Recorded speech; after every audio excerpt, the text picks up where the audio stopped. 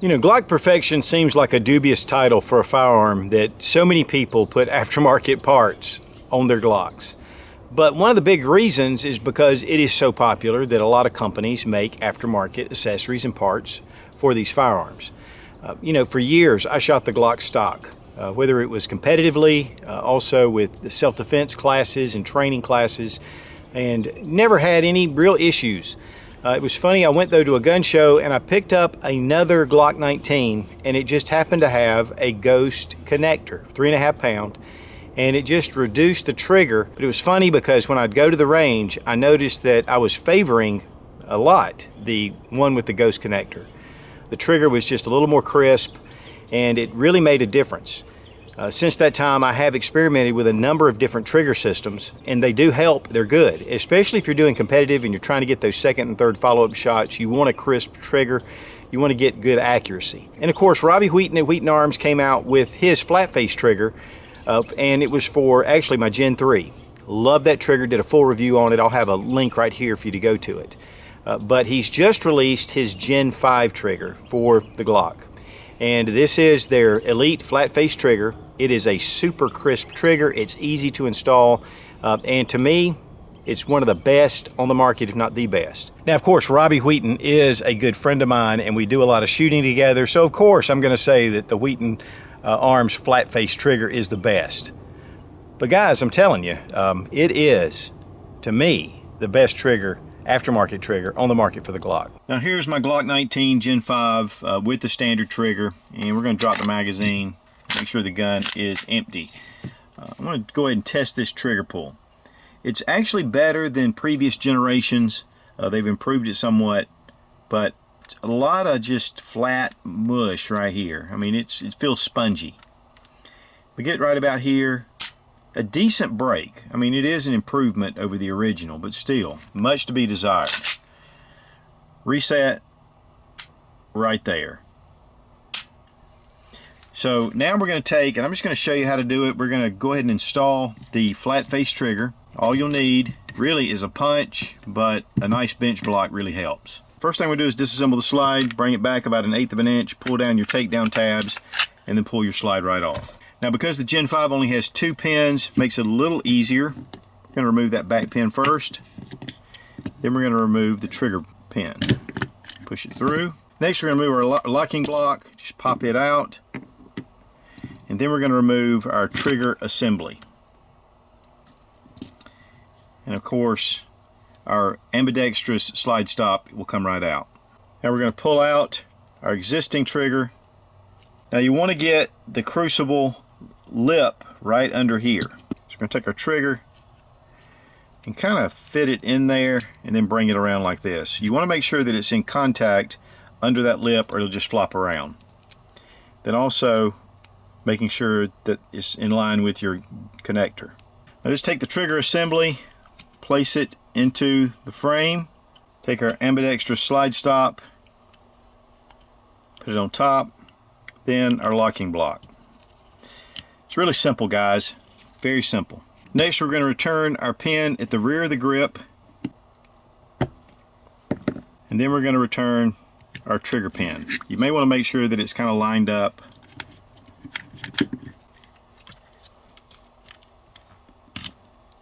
All right, like that. Just making sure that your slide stop is lined up correctly, and that your pin is even. Check your slide stop. So we're good to go. We're going to return our slide.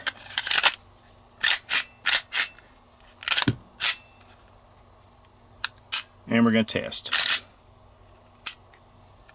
Okay, let's check the trigger action. Right here we have some take up. We hit a wall. Little bit of resistance, but then a nice crisp snap. Reset right there. Back on it. Let's try it one more time. Short take up, and it's right there.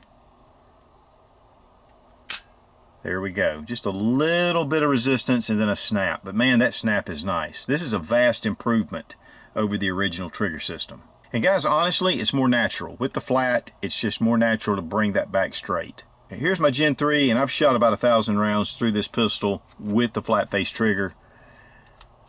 Little take up right there, and actually a little cleaner break. But again, I've shot quite a bit of rounds through this pistol. So I really think that we're going to get a lot of cleanup. Yeah, look at that reset. That's nice. Much more of a crisp trigger. Now here I have a Gen 5 G26 with the regular trigger. It's unloaded, and we have the 19 with the Wheaton Arms trigger. One thing I didn't do before I disassembled the Gen 5 19 was to check the trigger pull against the standard factory trigger. So we're going to do it with the 26. Here I have my Lyman trigger pull gauge from Brownells.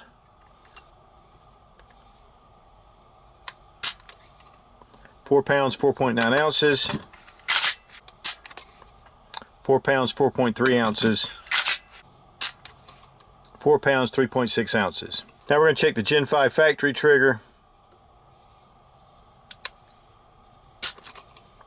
5 pounds, 9.6 ounces. 5 pounds, 7.4 ounces. 5 pounds, 6.8 ounces. So we're about a pound difference. Looking at about 4.5, a little under, 5.5, a little under. I want to thank Fiocchi for sponsoring the ammo. And guys, if you don't have a little loader, you need one.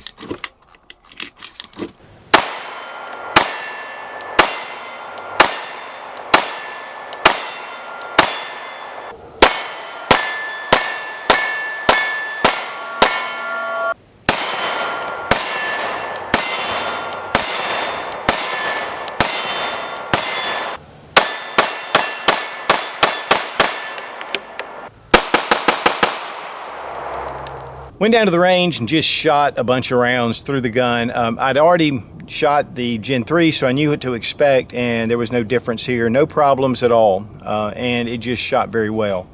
He does a special set screw in the Glock to keep that trigger shoe on, and that's one of the problems a lot of the aftermarket triggers have had. And so it's a very secure fit. It just functions. That metal trigger is really, to me, the secret, because it's that flat, so it's bringing, you know, that straight back pretty much, not that curve, and it just seems to snap at the right time. It makes real easy follow-up shots because it lightens the trigger pull.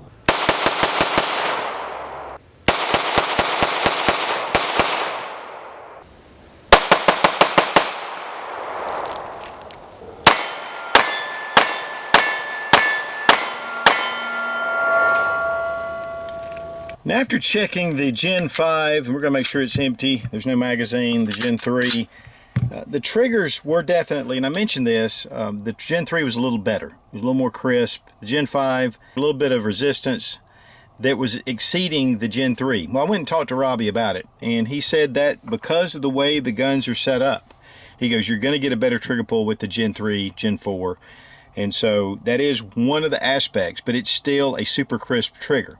It's just inherently with the Gen 5. Now, a couple of accessories that I really like for my Glock 19 is the night Fision.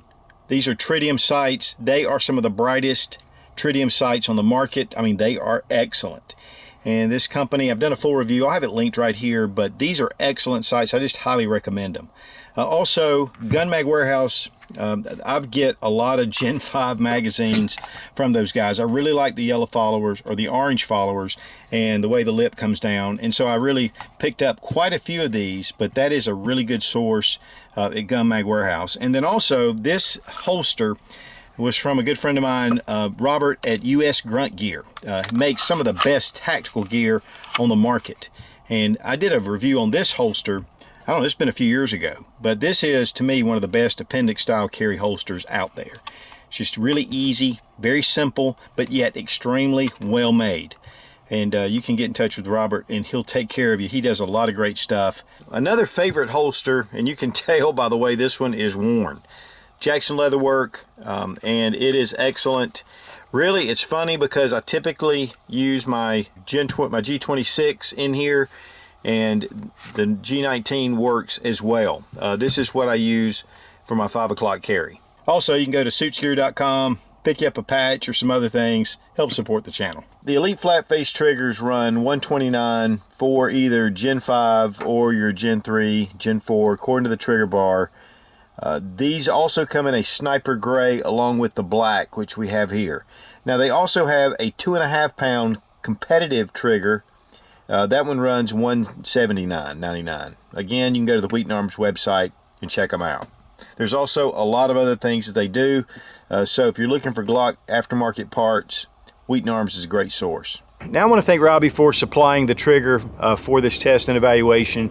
The Gen 5 is again brand new for the Wheaton Arms line, and he does make triggers for the previous Glock generations. So you can go to the Wheaton Arms website. I can't put any links here, but you can check them out, and you can give them a call. And it's just a great source for a lot of different Glock parts, not only for the triggers, but also for the barrels and other things. In fact, sights that he's coming out with are really good. You know, your stock Glock may be just fine, and leave it that way. But if you want to kind of up your game a little bit, definitely the Elite flat face trigger from Wheaton Arms is a great way to start. Be strong, be of good courage. God bless America. Long live the Republic.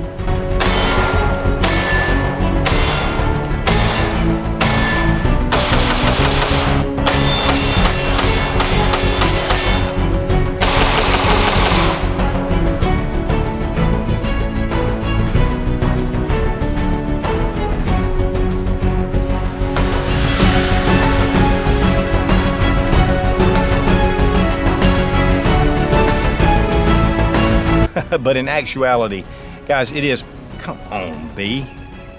Stupid dog. Put aftermarket parts. Ghost disconnect and, is it a connector? Is it a connector or a disconnector? I don't know.